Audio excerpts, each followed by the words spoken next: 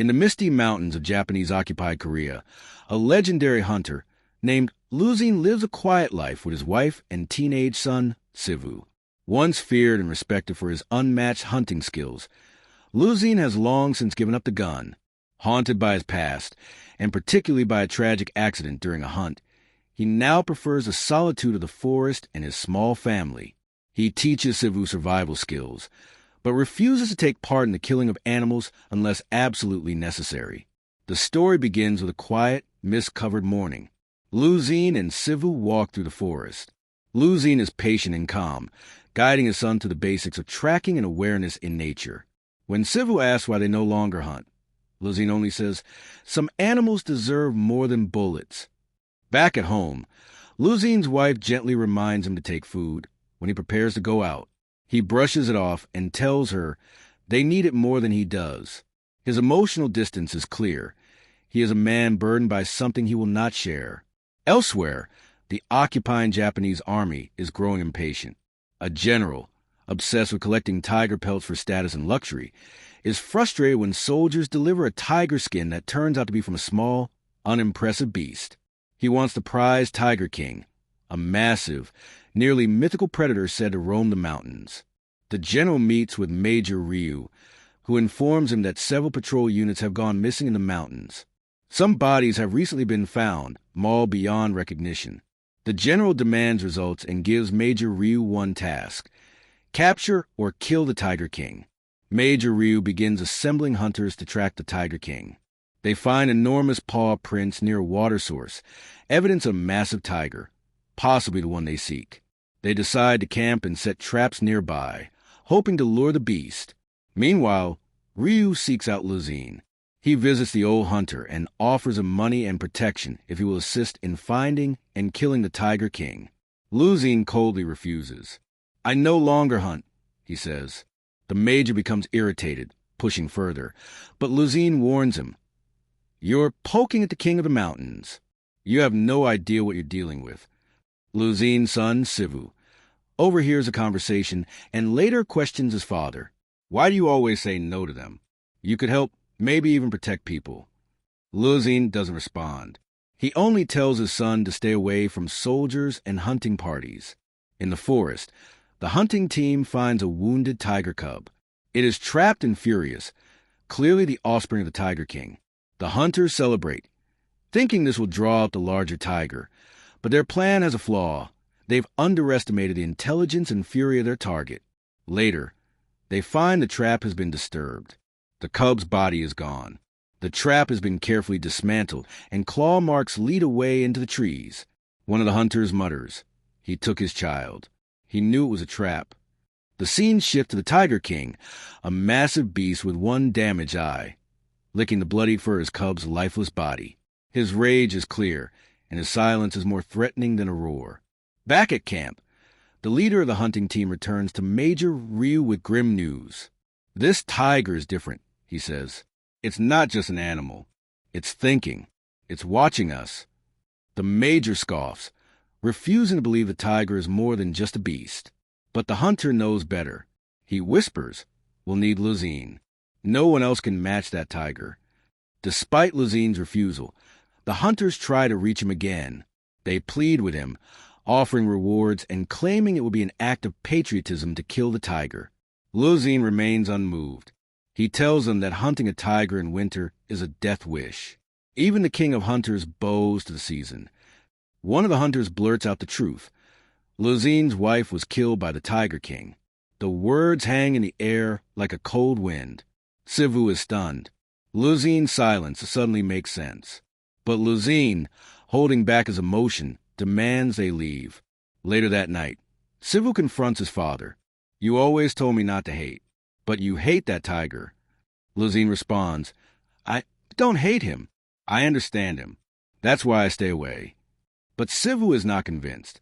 The next day, he secretly meets with the soldiers and accepts an offer to join the hunting expedition. When Lusine finds out, he is devastated. He sees the cycle repeating, and he fears he may lose his son to the same fate that took his wife. In a brief flashback, we see a younger Lusine hunting in the forest. He kills a tigress, not knowing she has two cubs. As they cry out and nuzzle their mother's body, Lusine is stricken with guilt. He stops the other hunters from killing the cubs and leaves them near a cave, hoping they will survive. One of the cubs looks back at him. That cub grew into the Tiger King. Back in the present, Lusine now understands why the Tiger King spared Sivu. In the Tiger King's eyes, Sivu is the son of the man who once spared his life. But war, pride, and revenge are closing in. The hunt is on. Sivu, now emotionally torn and eager to prove himself, joins the military hunting team under the leadership of the hardened hunter and Major Ryu. Though he tries to appear brave, his inexperience and youth stand out. The leader brings him along as bait. He knows that Lusine will not sit quietly if his only son is out in the forest chasing the Tiger King.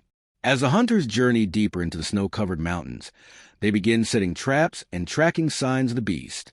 The silence of the forest feels heavier now, and several men admit they feel watched. The presence of the Tiger King is not just physical, it feels psychological. At night, the men speak in whispers around their fires. One mentions that the Tiger King doesn't just kill, he outsmarts. In a chilling moment, one of the scouts finds a fresh deer kill, but the blood trail leads to nowhere. Then, out of the shadows, comes the roar of the Tiger King. The men freeze. A large shadow moves between the trees. They grip their rifles tightly. Suddenly, chaos erupts. The Tiger King charges the camp. It's not just an attack. It's vengeance. He moves like a phantom, striking and vanishing into the snow. 3 men are killed before anyone can react. Sivu fires his rifle in panic, but the tiger ignores him, passing close, locking eyes, and moving on. At Lusine's home, he senses something is wrong. He remembers Sivu saying he would leave if his father refused to hunt. In a panic, Lusine races toward the forest with his rifle. The cold cuts into his skin, but he presses forward, following the fading boot prints of his son. Back in the woods, the hunting party regroups.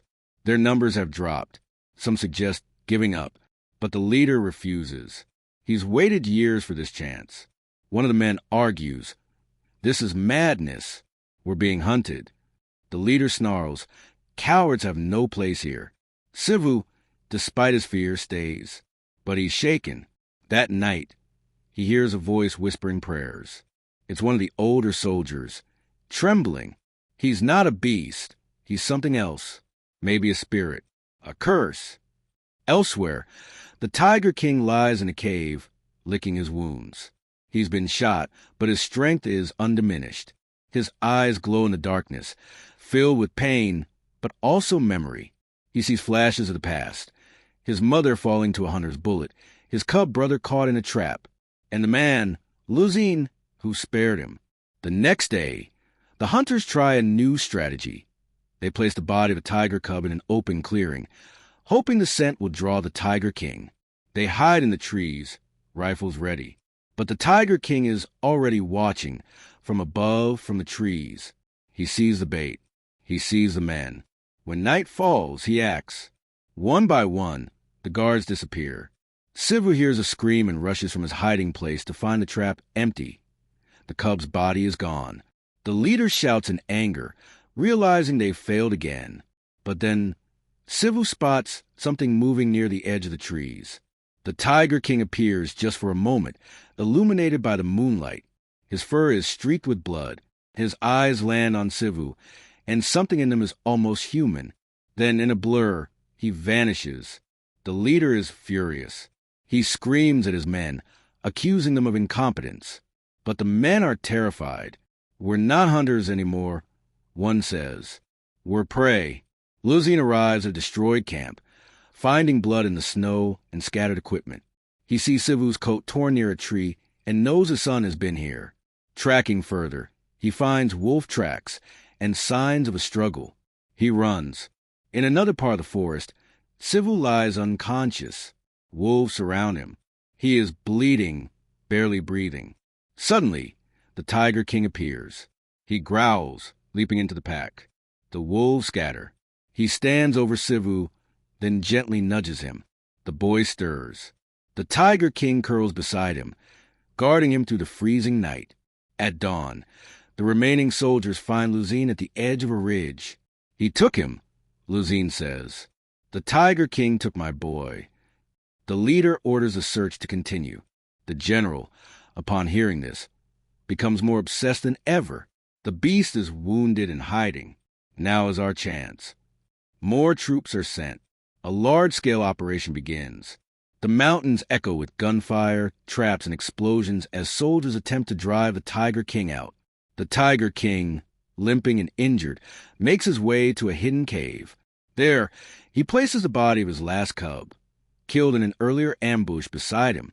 He licks the fur gently, mournfully. Outside, a blizzard begins.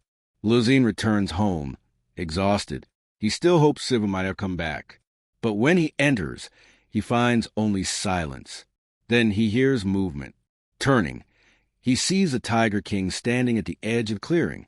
In his jaws is the body of Sivu. The tiger gently lays him down, then steps back. Lusine drops to his knees. He touches his son's cold face and weeps. The tiger does not move. For a moment, the two stand as fathers mourning their sons. Then, the tiger turns and disappears into the forest. Lusine wraps his son's body and begins building a pyre. But as he does, something shifts inside him. He looks to the trees, to the mountains. The time for peace is over. The icy winds howled to the Korean mountains as a deadly silence settled over the forest. General Maizono, now obsessed with killing the Tiger King, launched a massive operation. Dozens of soldiers, hunters, and explosives were deployed to comb the forest and drive the beast out of hiding. Major Ryu, hardened and battle-scarred, leads the expedition. He is joined by the hunt leader, who now bears the guilt of bringing Sivu into this deathly game.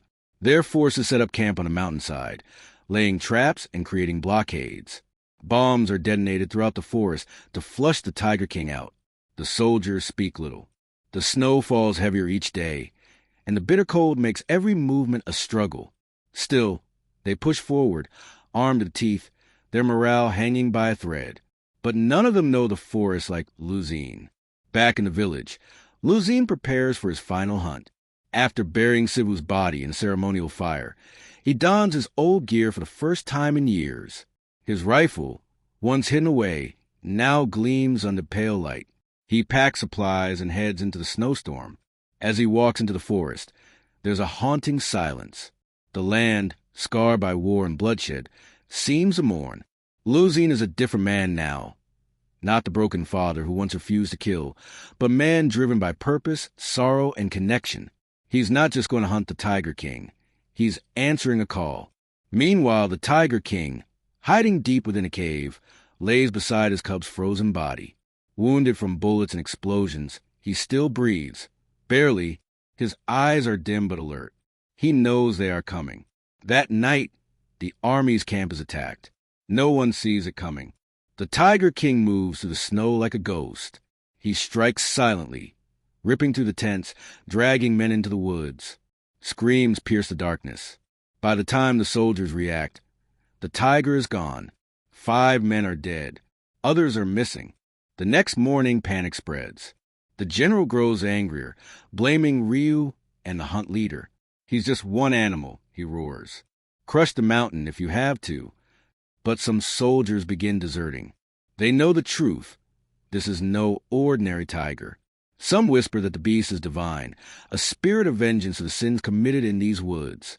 Ryu pushes forward. More bombs, more traps, more fire. Trees fall, hillsides collapse. The forest burns. But the Tiger King survives. Lusine walks through this destruction, heart heavy. He finds the body of a fallen soldier, and nearby, the corpse of a wolf. He knows the Tiger King is close. At night, Lusine builds a small fire and speaks aloud, not to anyone around, but to the tiger. I never meant to take your family. I tried to say what I could. You were just a cub. I thought sparing you would bring peace. But look where we are. In another flashback, we see a younger Lusine standing at the edge of the cave. He sets the tiger cubs down gently. One of them, small, trembling, looks into Lusine's eyes before turning to the shadows. That cub never forgot. The next morning, soldiers reach the ridge above a canyon. They're close. General Maizono orders a full sweep. The leader of the hunters spots fresh tracks leading uphill, huge paw prints, half filled with snow. They follow them.